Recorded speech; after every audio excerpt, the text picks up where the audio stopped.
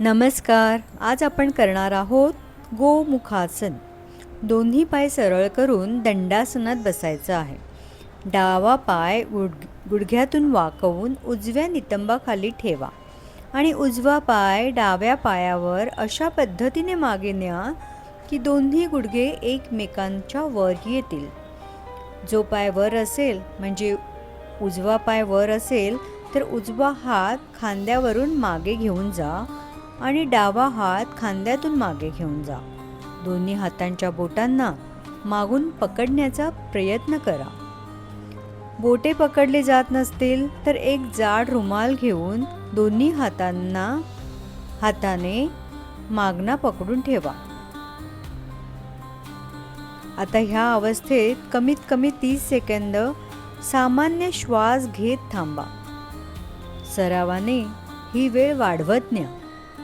आता पूर्वस्थितीत येत उजवा पाय वाकवून डाव्या नितंबाखाली न्या.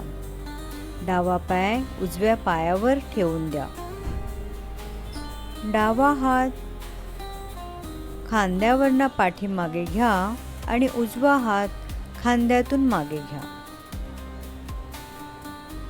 दोन्ही हातांची बोटे पकडण्याचा प्रयत्न करा. सामान्य श्वास घेत 30 सेकंद ह्या अवस्थेत थांबा